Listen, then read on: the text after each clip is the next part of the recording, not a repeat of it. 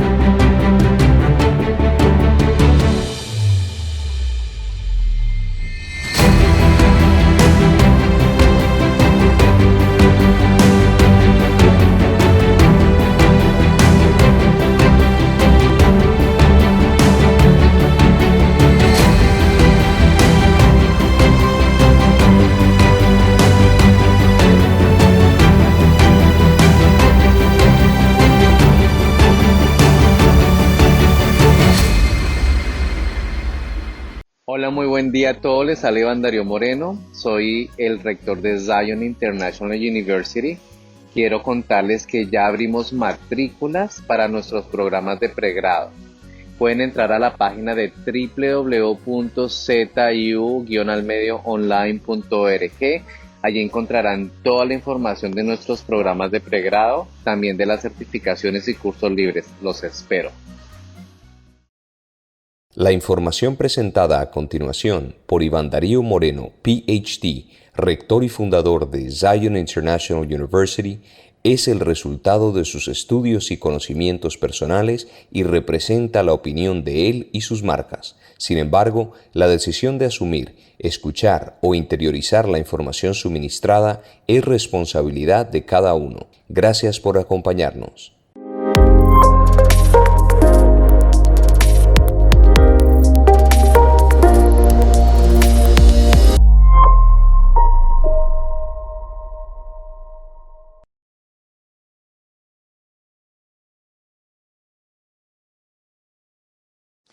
Puede ser una palabra, tiene que acostumbrarse a usar palabras claves o dibujos, ¿sí? Porque eso significa lo que aprendieron. No necesitan aprender todo, sino aprender algo, ¿cierto? Muy bien. Eso, miren eso. Muy bien.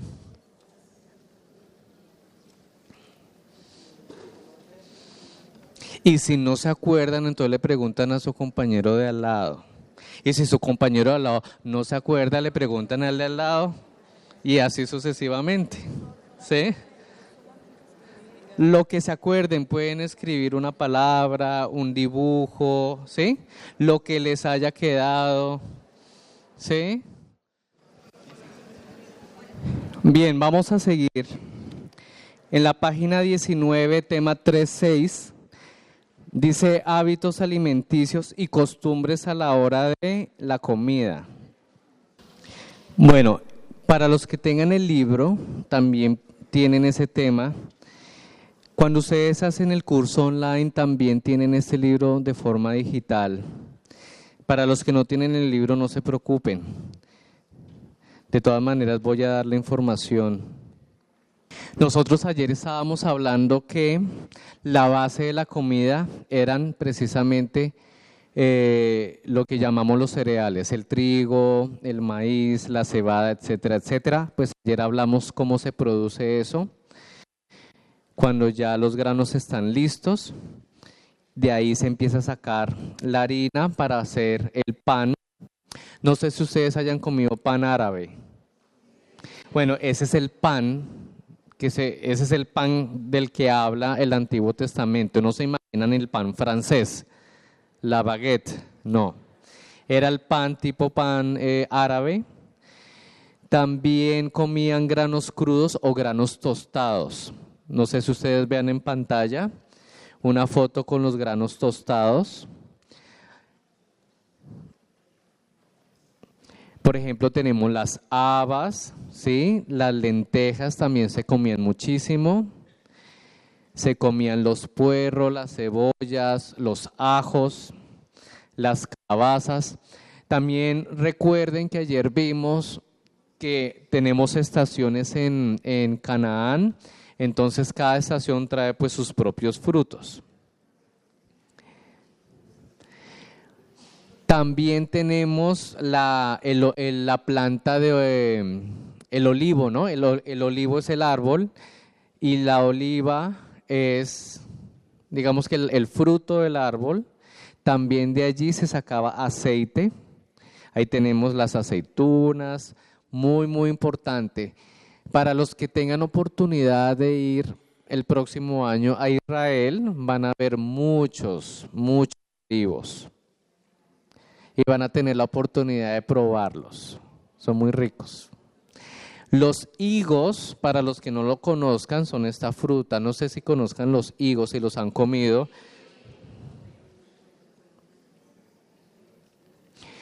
Las uvas y las uvas pasas. Las granadas. Entonces esa era como la comida básica de ellos. Cuando uno va a los desiertos, por ejemplo en Israel, la comida de ellos realmente es muy saludable, muy saludable porque se compone pues de todo esto. También el pan, pues ustedes ven ahí una mujer haciendo pan. Hoy en día, eso es una reciente. Si lo ven, si ven el pan como es, ese es el pan. Entonces cuando ustedes lean pan, no se imaginen el pan ese, la baguette, no, ese pan no es el pan árabe. Y el pan, recuerden que era el regalo de Dios. ¿Sí? Es la bendición porque para haber producido ese pan necesitamos primero las lluvias, ¿sí? Si no hay lluvia, pues no va a haber ese pan. Entonces es una gran bendición. Por eso el pan nuestro de cada día, dánoslo hoy. Es muy importante. Hoy en día nosotros comemos y simplemente comemos porque nos da hambre. Pero no nos imaginamos que para estos pueblos la comida era tan importante. Era una bendición comer. Por eso es que el pan tenía casi como un elemento sagrado y el pan no se cortaba con un cuchillo, sino con la mano. Y el pan se ofrecía. Y si yo invito a alguien a mi casa y yo parto de mi pan y se lo doy, es un gesto de hospitalidad muy grande, ¿sí? Y es más, si se lo doy de mi mano en la boca, usted es bendecido. Sí lo sabían, ¿no? Claro, pero si ustedes ven eso hoy en día, dirán estos dos, ¿qué es lo que están haciendo? Eso es normal en Oriente, coger un pan, partirlo y dárselo a otro hombre en la boca. Eso es un gesto de hospitalidad. Por eso les digo, mucho cuidado, porque aquí estamos hablando de culturas, de cómo ellos ven la realidad. Y el pan tiene muchos ritos sociales, muchos ritos culturales muy, muy importantes. Por eso es que dice en Mateo 26, y mientras comían, tomó Jesús el pan y bendijo y lo partió y dio a sus discípulos y dijo, tomad, comed, esto es mi cuerpo. Comed, comed. ¿Sí ven lo que está pasando allí? Parte y coma, y el otro come el bocado. ¿Sí lo entienden? Muy importante el pan.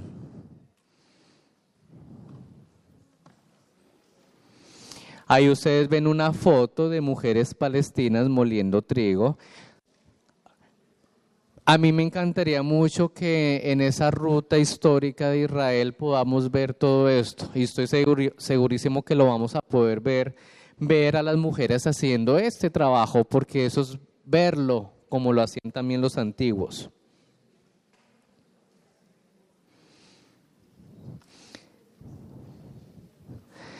Aquí hay unas ruinas de un horno de piedra, porque ahí era donde se cocía el pan.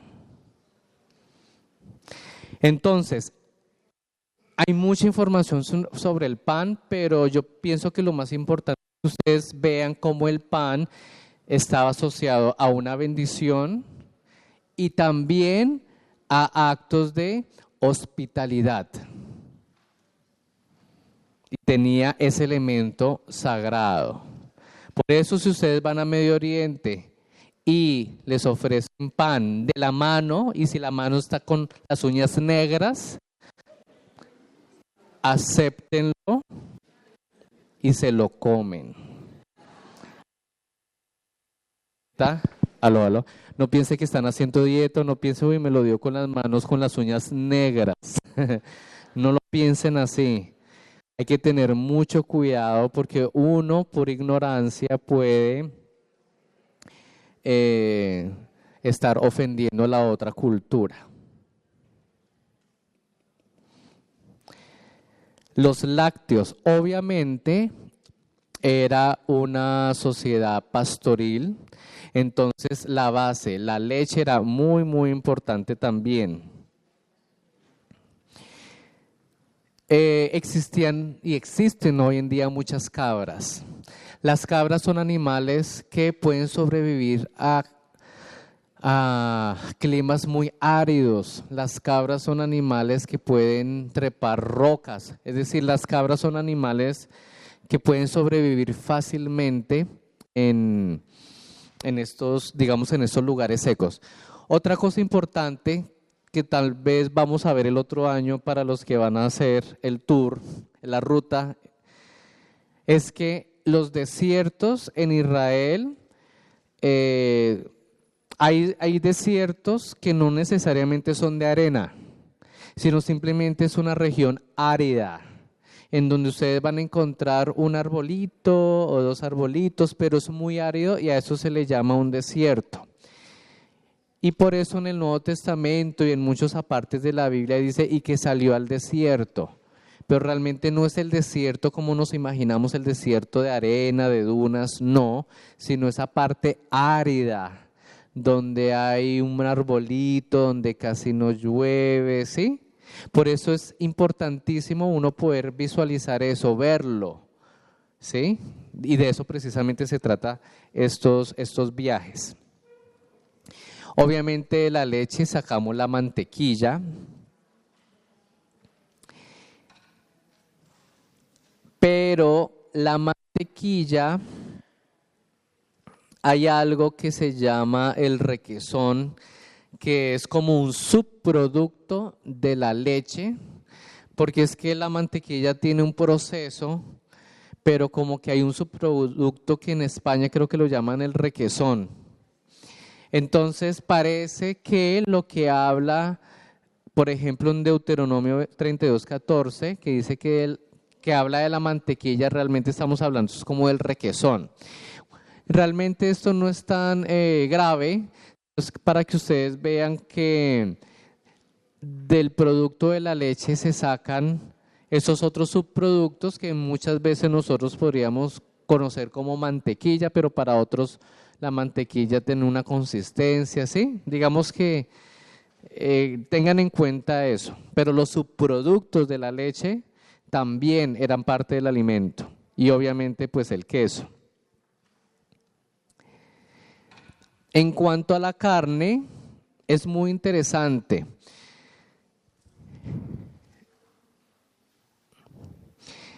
No se acostumbra a comer carne, en los beduinos es muy raro comer carne. Es muy, muy raro comer carne. Y si comen carne, la comerán muy de vez en cuando. Es decir, si ustedes están entre los beduinos, no esperen a que les pongan un filet mignon. ¿Sí? ¿Por qué? Porque imagínense que ustedes viven es de la leche de los animales. Y si ustedes se comen los animales, pues van a quedar sin animales, van a quedar sin leche. ¿Sí? Entonces, no, la carne es muy raro que la coman. ¿Quiénes comían carne, por ejemplo? Los reyes. La dieta de los reyes, sí, ellos sí comían carne. Por ejemplo, en Primera de Reyes 4:22 dice, y la provisión de Salomón para cada día era de 30 coros de flor de harina, 60 coros de harina. Cuando habla de coros, habla de una medida. 10 bueyes gordos, 20 bueyes de pasto y 100 ovejas, sin los ciervos, porque o si no piensan que se están comiendo los esclavos, ¿sí ve? Ciervos. Gacelas, corzos y aves gordas. Ese era el alimento de los reyes, pero estamos ya hablando obviamente de la época de los reyes. Es decir, es importante que ustedes sepan que comer carne era algo excepcional y si se comía carne estaba muy relacionado a un momento, digamos que a una celebración. Por ejemplo, Génesis 18:7, y corrió Abraham a las vacas y tomó un becerro tierno y bueno y lo dio al criado y éste se dio prisa a prepararlo. Seguramente había algo especial para hacer eso. Me parece que en la parábola del hijo pródigo habla de eso, es decir, el matar un animalito para comer la carne, eso significa que vamos a celebrar. En cambio, hoy en día, pues, comer carne, comer pollo es como tan normal, ¿cierto? Hoy en día todo es como que hacemos las cosas simplemente porque nos da hambre.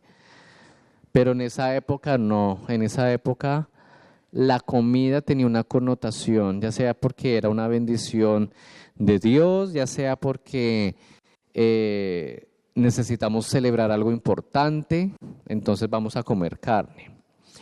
El pescado pues también se comía, pero no era muy común entre los beduinos porque están viviendo en desiertos y pues sí tienen el mar muerto, pero ¿por qué se llama muerto? Porque no vive nada en el mar muerto, que eso es un lugar que vamos a tener en la ruta histórica. La experiencia de meterse en el mar muerto. ¿Alguien se ha metido en el mar muerto? Miren, el mar muerto tiene tanta sal que inmediatamente usted se mete en el mar muerto y flota. Flota, ahí no se puede nadar, es imposible, usted flota.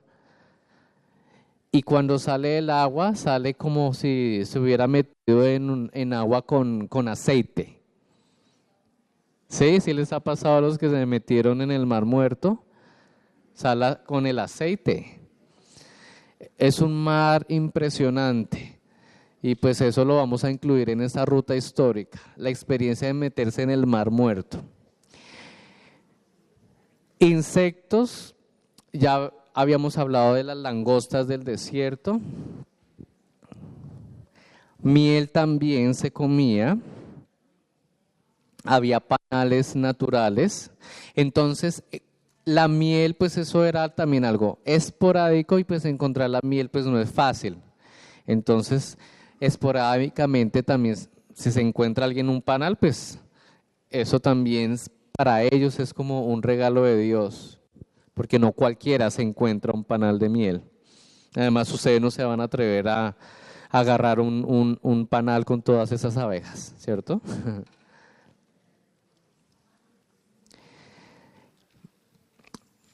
Hay muchas cosas que hacían con la miel, por eso les digo, no vamos a tener tiempo, pero en el curso online van a tener todo el tiempo y en el libro está el resumen de todo lo que les estoy diciendo.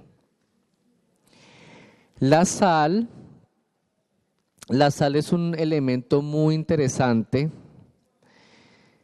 La sal fue algo que no se conocía mucho en Europa. Obviamente sí quienes conocían la sal, pues los beduinos, porque estamos cerca al Mar Muerto, que es el mar salado, ¿sí? Pero utilizar la sal como parte de la comida, eso tuvo como su evolución.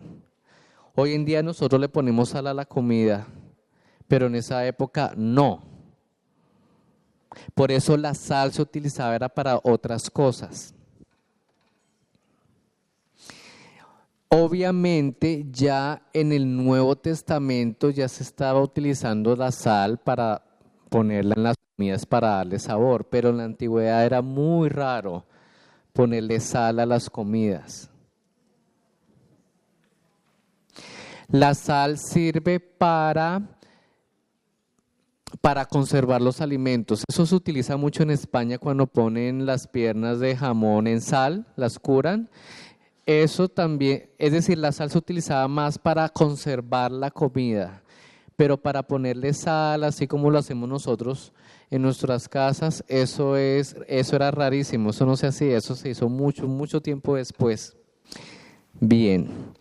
También teníamos otros elementos de comida como la menta es como la hierbabuena, el eneldo es como una aromática, como una hierba aromática, más o menos.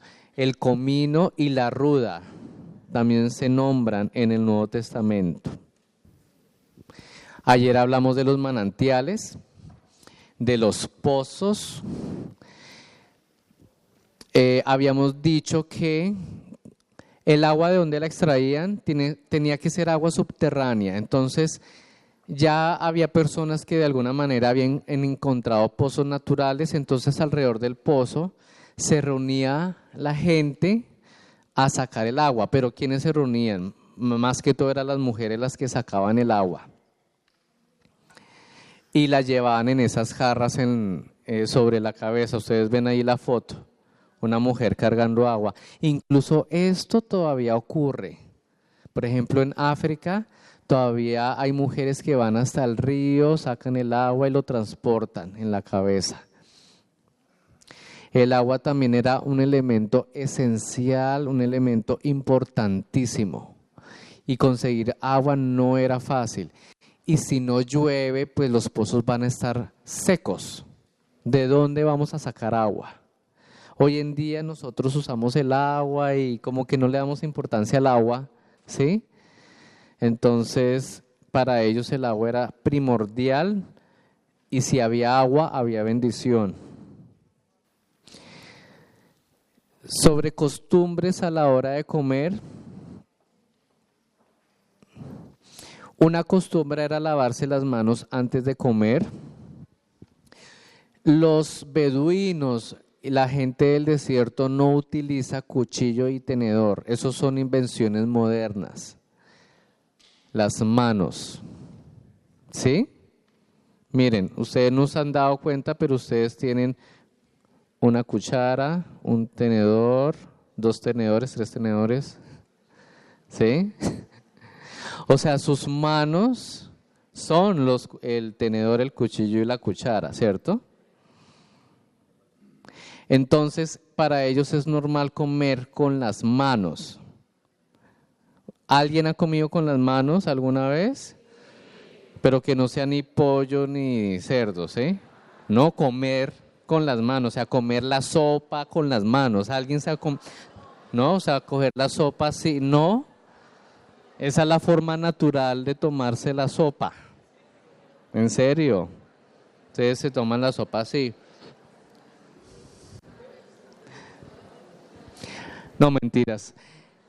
Es importante que ustedes vean que la importancia de lavarse las manos es eso, porque como las manos son las que se utilizan para llevar los alimentos a la boca, pues es importante tenerlas limpias. Pero no limpias por higiene, sino porque tiene esa connotación de lo sagrado, ¿no? De lo sagrado, no porque obviamente no existía el concepto de bacteria, eso no existía, no era por higiene, sino era lo sagrado. Estamos tomando el regalo divino, ¿sí? Entonces nuestras manos no pueden estar sucias, tienen que estar listas, preparadas para recibir el regalo divino que es el alimento. Yo les voy a dar tiempo para que hagan sus preguntas porque yo tengo preguntas desde ayer y si hoy tenemos tiempo vamos a resolverlas. Hay muchas cosas por hablar, pero estoy tratando como de tocar los puntos así importantes. Yo no sé si ustedes alcanzan a ver esta tienda, ¿sí? Todos se ubicaban en el suelo, ellos ponen como una especie de alfombras en el suelo, allí se sientan como en forma circular también. Ellos tienen unas especies como de cojines, ¿sí? Para apoyarse, muchas veces se apoyan así. Y el alimento se pone en el centro y todos van tomando de los diferentes platos, ¿sí?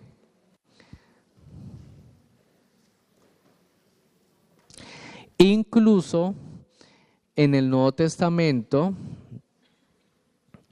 también, más adelante creo que hay una fotografía en el Nuevo Testamento pues también se comía semisentado, es decir, no semisentado sino más bien semiacostado. Entonces se reposaba sobre este brazo, ¿sí? Y con este pues se tomaban los alimentos o al revés. Es decir, el invento de una mesa y de sillas, eso es un invento moderno.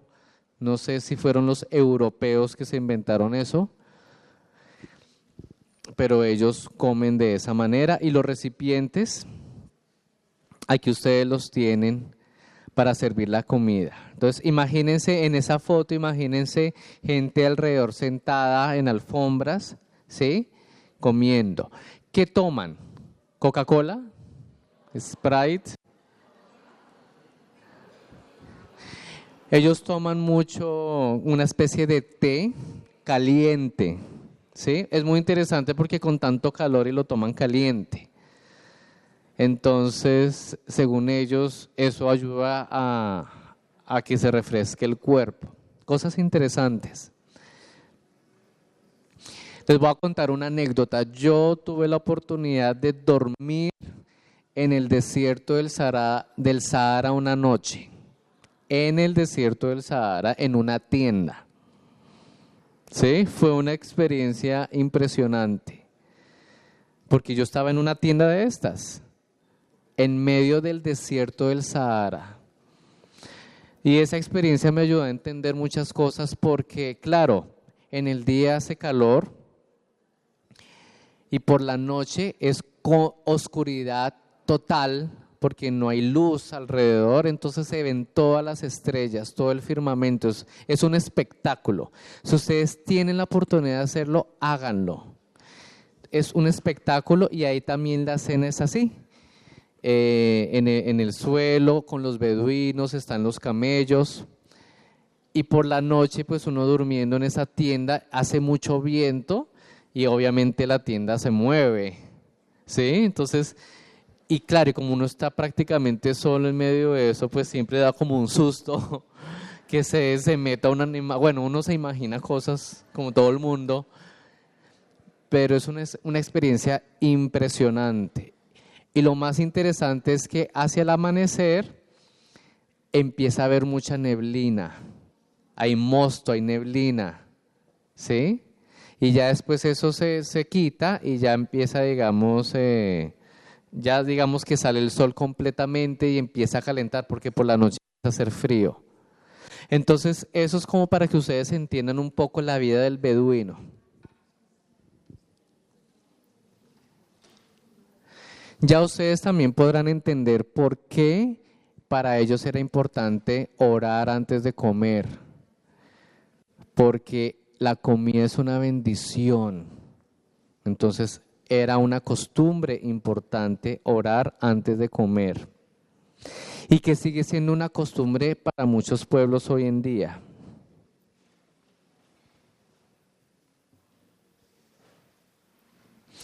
Este es un tema que me parece importante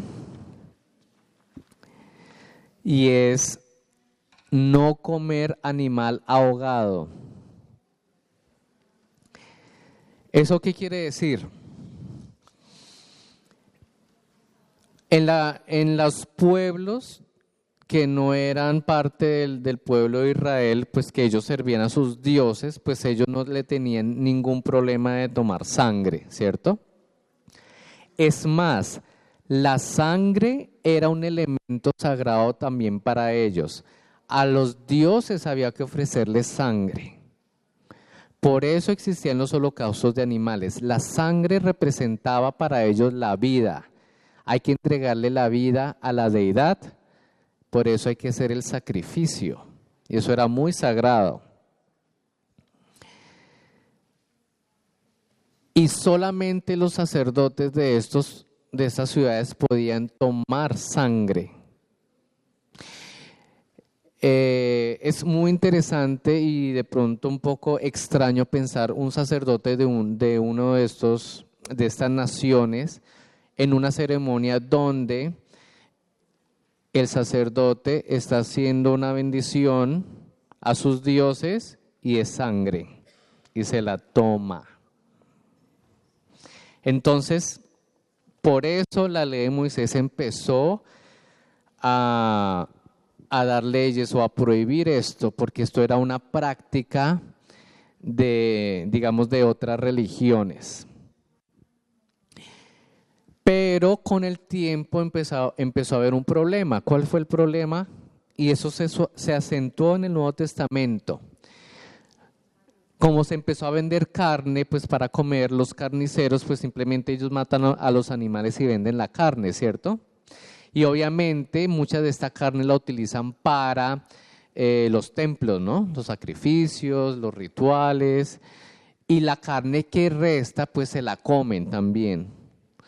Entonces, si usted es un judío en esa época apostólica, usted no sabe si la carne que se está comiendo es una carne que fue, digamos que el residuo de toda esta carne ofrecida a otros dioses. Eso por un lado. Y por otro lado, usted no sabe si cuando mataron al animal, el animal, digamos, en su angustia, ustedes saben que cuando uno se angustia, el cuerpo los músculos se empiezan a llenar de sangre, ¿cierto? Pues así le pasa al animal cuando está en la angustia de la muerte, se llena de sangre todos los músculos. Entonces, prácticamente usted termina comiendo carne con sangre. Entonces, eso es lo que se llama el animal ahogado. ¿Por qué? Porque no sabemos si el animal sufrió en el momento de que lo estaban matando. Entonces, si usted era judío que estaba aprendiendo que no podía tomar sangre, ¿cómo usted va a saber si realmente ese animal o la carne de ese animal no es ni de estos holocaustos, digamos el resto de los holocaustos, o un animal que fue, digamos que lo mataron de una manera en que produjo toda esa sangre. Entonces eso se convirtió en un problema. ¿Ustedes qué harían? Todos dicen no, nos volvemos vegetarianos, ¿cierto? No, no era tan fácil, no era tan fácil. Por eso los judíos, ellos decidieron inventar su propia técnica que se llama la técnica kosher, que es saber matar el animal de tal manera que la sangre no se vaya a los músculos y se pueda comer. Entonces ellos tienen su propia técnica que es la kosher. ¿Alguien ha comido carne kosher? Pruébenla y les va a saber diferente. No sé cómo ellos hacen su técnica de tal manera que la carne no tenga la sangre. Ahí les dejo esa información, pero para que ustedes entiendan que el animal, lo de la carne, se convirtió también en un problema más adelante. Entonces usted no sabía qué carne se estaba comiendo.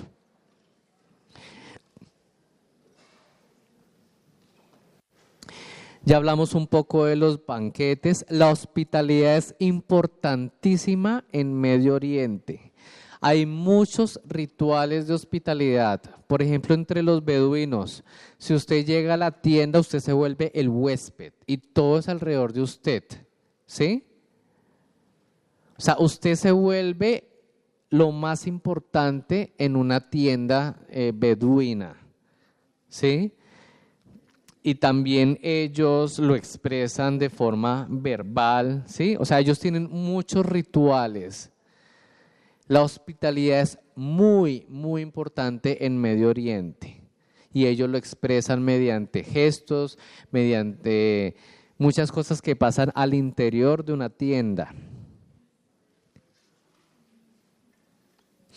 Si va a haber una celebración y usted no es invitado, entonces es un gran agravio. Por eso dice, ser excluido era un agravio muy grande en esas tiendas.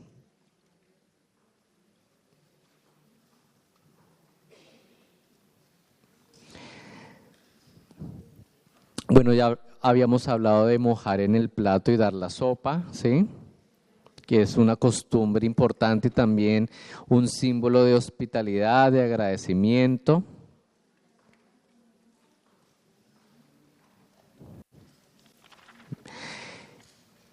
En su cartilla, en la página 20, tema 3.7,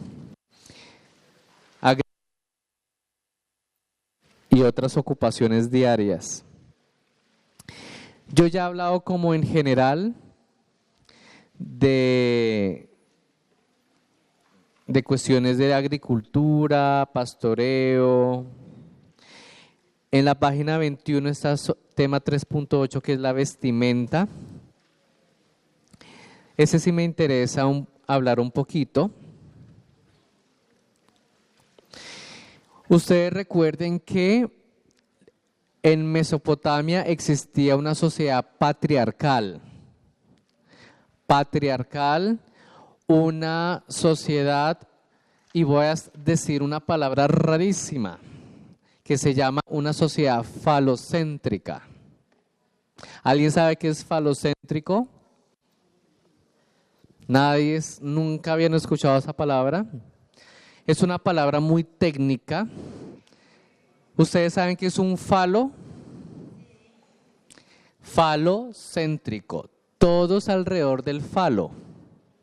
Todos alrededor del hombre, no de la mujer. Porque la mujer no tiene falo. Así de sencillo. A mí no me gusta utilizar la palabra machista. ¿Por qué? Porque la palabra machista tiene una connotación peyorativa. Entonces los académicos utilizan la palabra falocéntrico, falocentrismo. Entonces, desde ese punto de vista, estas sociedades eran patriarcales y falocentristas. Y la mujer era propiedad del hombre. Es decir, yo sé que a las mujeres no les gusta escuchar eso, pero así es. Y esto aún hoy en día se conciben muchas de estas sociedades. Y también parte del Islam es este concepto del falocentrismo, este concepto de lo patriarcal, ¿sí? Que hoy en día pues esto también se está volviendo un problema para muchos gobiernos, en muchos sentidos, que precisamente son temas que entran en libertad religiosa, sobre todo en Francia, donde el gobierno francés quiere el laicismo, pero entonces tenemos esto otro, bueno, entonces no es fácil, pero para que ustedes entiendan. Ahora, quiero que entiendan otra cosa, y eso es muy importante que todos lo comprendan. Ustedes son mujeres occidentales, todas. Las mujeres orientales son las que normalmente llevan un velo, o sea, Medio Oriente, normalmente. Digo normalmente porque hay unas mujeres orientales que se liberaron, pero les tocó pagar el precio por esa liberación, pero normalmente las mujeres tienen alguna clase de velo, porque hay muchos tipos de velos, ¿sí? Hay unos pequeños, hay unos que las cubren totalmente, pero tiene algo que le cubre su cabellera de alguna manera. Entonces, cuando ustedes viajan a otros países de Medio Oriente o cuando ustedes, por ejemplo, ven películas, las mujeres, sobre todo las mujeres occidentales, dicen, pobrecitas, cómo sufren, ¿cierto? Porque están así todas cubiertas, porque es tan impresionante. Cuando uno entra a un restaurante donde hay una mujer, bueno, uno diría que es musulmana, totalmente de negro, ella tiene que levantarse acá para poder tomar la sopa, ¿sí? No sé si ustedes lo han visto, o sea, como que se levantan así y se toman la sopa. O ustedes han visto que de pronto en las piscinas se meten con todo su traje negro a una piscina, mientras que al lado hay una mujer en bikini, ¿sí? Yo he visto eso. Entonces, ¿qué pasa? Las mujeres occidentales dicen pobrecitas estas mujeres, ¿cómo las discriminan que las tienen todas cubiertas? ¿Cierto? ¿Ustedes alguna vez se han puesto a pensar qué están pensando estas mujeres musulmanas de las occidentales? Están pensando exactamente lo mismo. Pobrecitas estas mujeres que están casi desnudas. ¿Eso qué quiere decir? Eso quiere decir, y volvemos al tema de ayer, ¿cuáles fueron esos signos lingüísticos que ahora son culturales? Entonces ustedes mujeres occidentales sufren por las otras no están sufriendo por lo mismo que ustedes sufren. Ellas sufren es porque ustedes están descubiertas. Sufren porque ustedes se ponen ropa en donde toda esta parte de la piel se ve hasta acá. Y eso que ustedes son modestas, porque otras que se las ponen hasta por acá. Sufren porque ustedes dejan ver de la rodilla para abajo. Y eso que ustedes son modestas, porque ustedes solamente se dejan ver del tobillo para abajo. Dejar ver un poquito de piel en una cultura de estas no es aceptable culturalmente. Entonces, imagínense cuando las mujeres musulmanas, por ejemplo, las miran a ustedes, pobrecitas, esa cultura de esos hombres que están casi desnudas. ¿Sí? Entonces, es importante que cuando analicemos la vestimenta no pongamos juicios de valor. Porque aquí precisamente vemos la parte cultural, que es lo que piensan ellas. Entonces, estas mujeres, ¿ustedes creen que estas mujeres están felices? Están felices. ¿Saben por qué están felices? Porque para ellas eso es natural, es normal. Ellas no están sufriendo, porque ellas fueron enseñadas así de pequeñas. Es natural y es normal. Porque para ellas ser mujer es eso es ser mujer para ellas. Pero ¿qué pasó? cuando empezó el proceso de la globalización, entonces estas mujeres empezaron a ver mujeres como ustedes. ¡Ay, pobrecitas estas mujeres! Cómo las maltratan en sus países y casi que las desnudan. Esas mujeres deben ser infelices. ¿Sí? Eso es lo que la mayoría pensaría, pero otras mujeres de pronto piensan un poquito diferente. Dicen, oigan, nosotras como que nos han cubierto demasiado, nosotras tenemos derecho a mostrar un poquito de piel. ¿Sí? Y las occidentales les pasa lo contrario. Antes quieren cubrir su piel. ¿Sí ven todo lo que ocurre? Ustedes quieren cubrirse y las otras se quieren descubrir. Y todo eso se debe precisamente a esos conceptos que les han enseñado desde pequeños y la sociedad. Entonces, ¿cuál es el punto? Mi punto es que no juzguen según sus signos lingüísticos culturales porque pueden estar muy equivocados. ¿Sí me hice entender? Les voy a dar 1 minuto y medio para que con su compañero les diga, les expliquen lo que acabo de decir, para que no se duerman.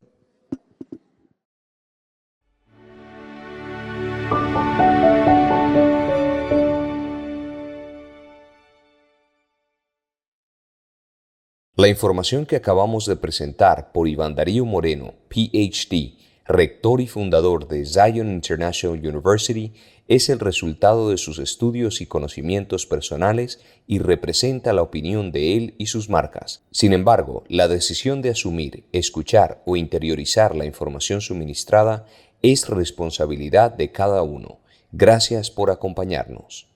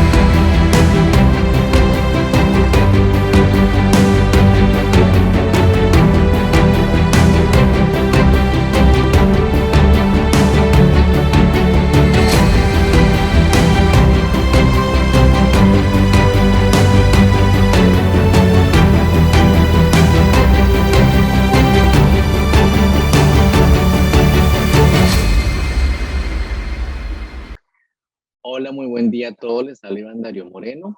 Quiero invitarlos a todos a un seminario muy interesante sobre mitos y realidades del sueño el próximo 18 de diciembre, de las 9 de la mañana, hora de Colombia, hasta las 6:30, hora de Colombia. Va a ser un día completo de temas súper interesantísimos porque el sueño es algo que de pronto ignoramos o no le prestamos mucha atención, pero si queremos tener una mejor salud, necesitamos realmente ponerle más atención a cómo dormimos. Entonces, en este seminario, pues les voy a explicar a ustedes un poco sobre la biología del sueño, qué es dormir, cuáles son las etapas del sueño,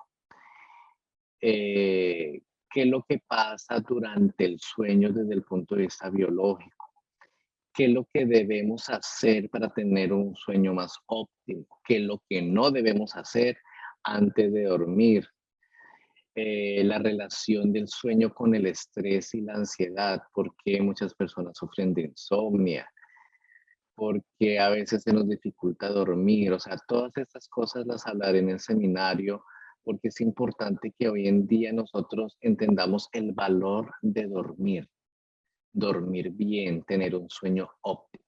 Entonces, si quieren más información, dejen sus datos y los estaremos contactando. Los espero pronto en este gran seminario sobre mitos y realidades del sueño.